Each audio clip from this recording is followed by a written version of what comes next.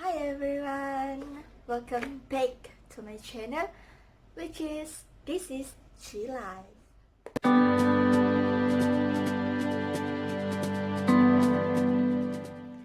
Alright, so topik hari ini saya just mau share dengan korang saya punya experience interview with airlines. Airlines apa? Lupakan. Okay, so ini adalah pengalaman pertama saya interview airlines.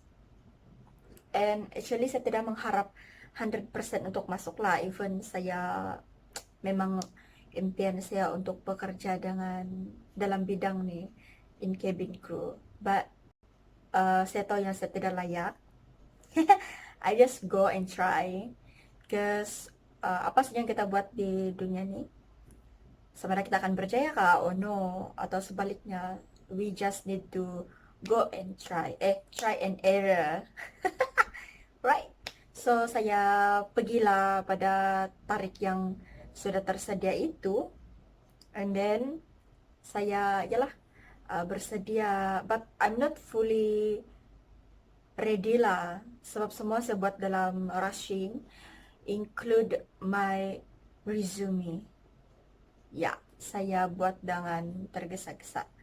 I think, ya, something like that lah. Yang macam asal ada begitu. Because saya memang tidak mengharap untuk masuk lah. I just come and ambil itu sebagai pengalaman lah. So, masa saya sudah sampai di airport tuh, dia punya interview di airport, actually baru-baru saja, bulan lalu kot.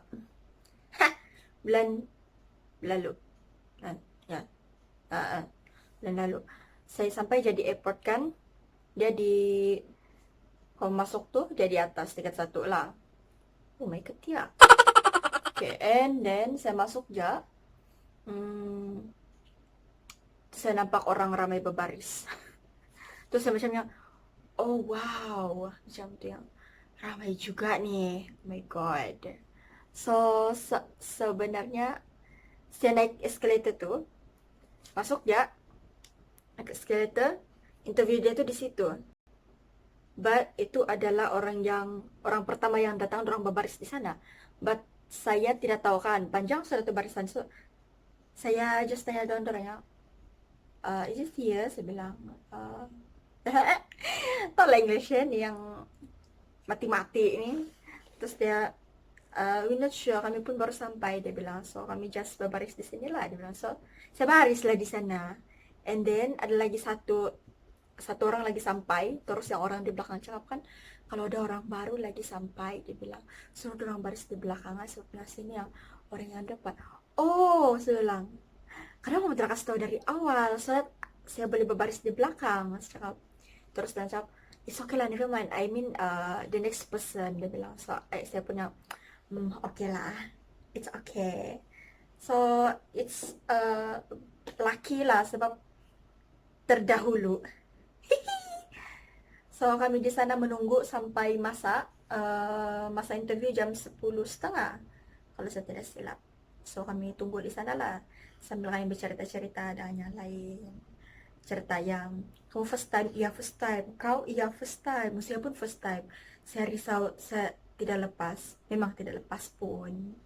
Saya lah, yang lain saya tidak sure. Oh, sana tuh, sebelum kamu pergi interview, kan ada dalam poster tuh, dia ada sediakan QR code di bawah kan. Kamu mesti scan itu QR code untuk dapatkan kamu punya number. Sebab di sana, orang tidak akan panggil nama tau. Kalau macam saya, cuy binti bla bla, dia bilang. Dia tidak akan panggil begitu, dia akan panggil melalui number candidate kau tuh. Saya lupa sudah apa number saya. So, kamu kena alert dan ingat hafal itu number. Walaupun orang bagi tag, tapi kamu kena hafal juga tuh number. So, ingat, scan QR code tuh sebelum pergi di interview. Nanti sudah sampai di sana, baru kamu sibuk-sibuk mau scan. Gitu. Lepas saya sampai itu kan, sampai sudah masa, so diminta untuk berkumpul lah. Setelah kami diminta untuk buat dua barisan supaya dia laju sedikit. And then, orang akan cek suhu first. Cek suhu, ya mana tahu kan. Sorry lah sini. cek suhu, lepas tuh akan berbaris, dan akan bagi itu tag. So di sana aku akan sebut kamu punya tag lah, sebenarnya kamu tunggu di email ataupun yang kamu scan, yang kamu scan QR code tuh, dari sana lah nomor tuh kamu dapat. So akan tulis, and then kamu lakat lah di sini kak, everywhere, mana-mana, jangan dia jatuh. And then lepas tuh kamu berbaris, kami berbaris yang satu, terus sukat tinggi, dorang sukat tinggi sangat strict, berat tidak dirisaukan sangat, berat dorang tidak cek, just tinggi itu yang dorang cek, sangat strict. Kalau perempuan mesti 157 cm, 157. Kalau lelaki, berapa sih lelaki itu? 170. Mesti 170. Kalau yang kita pendek-pendek, anduk bah, coba lagi di airlines yang lain. Tapi memang itulah syarat dia. Mana-mana airlines pun memang itulah. Perempuan mesti 157, lelaki mesti 170. Baru kamu akan diterima masuk. Jadi, kalau kamu diterima masuk pun, dalam itu adalah hanya stage pertama, head to stage pertama. Lepas kamu kena terima, kamu akan masuk di stage 2, which is stage 2 adalah grooming check. Perempuan atau lelaki, kamu ada grooming check. Kalau yang lelaki, kalau kamu ada beard, apa namanya? Janggut, misai, kemaskan. Kalau tiada pun oke, tapi kemaskan lah kalau ada. Kalau tidak pun lagi bagus lah. Orang mau yang clear. Lepas itu tidak jerawat, tidak bekas jerawat semua. Kalau yang perempuan, kalau macam saya kan ada sini, ini oke sudah nih. Hari itu saya pergi sana, more worse than this. So saya terpaksa bangun awal, makeup awal, korektor semua, lepas itu foundation, concealer, korektor, mesti cover. Sebab dalam stage itu orang akan cek kamu punya grooming, cara kamu makeup, cara kamu tutup kamu punya scars. Kalau terlampau teruk pun, even kamu tutup macam mana pun, orang tidak akan terima. Kamu kena komen nanti, kasih bagus dulu muka kau, baru kau datang sini balik. Nah, kau sakit hati. So scars tuh mesti tiada kalau yang perempuan. Lelaki pun sama. So grooming check, sanalah kamu kena cek pasal baju kamu sesuai ke tidak, office attire kan. So kamu kena pakai yang bersesuai lah. Kalau perempuan pakai skirt. Kalau pakai mini dress yang paras lutut, begitulah.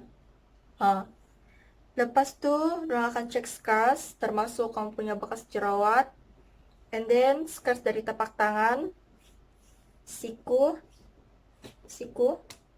sampai leher. Kalau perempuan, leher, kaki sampai lutut. Kalau lelaki, dari tangan sampai siku, and then leher. Itu saja, termasuk muka lah juga. So sana stage 2, grooming check. Kena grooming check tuh, pas orang cek semua, orang akan tanya kamu satu soalan yang nonsense. Soalan tuh, kamu akan disuruh tunggu kalau nomor kamu kena panggil ataupun tidak. So, kalau nomor kamu kena panggil, kamu akan masuk di stage 3, which is English test. English test. So di sana orang akan suruh kamu jawab soalan lah, mungkin objektif. And then saya rasa pronunciation pun orang akan tes juga. Ya, sebab saya tidak sampai di stage itu. Kalau kamu lulus di English test tuh, kamu akan kena masuk di grouping lah. Lepas itu kamu kena bagi tas. So tas tuh kamu akan buat dengan kamu punya grup lah.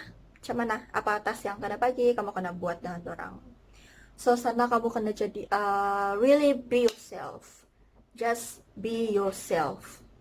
Jangan kontrol. Kalau kamu jenis yang huha-huha, so buatlah demikian.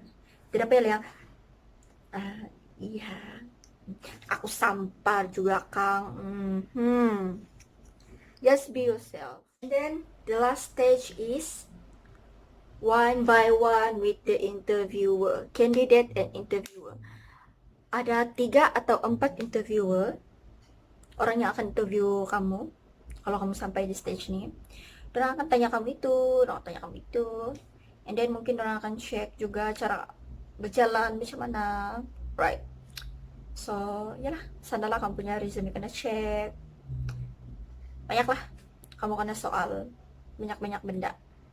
But actually not really banyak benda. I think just 1 or 2 question maybe.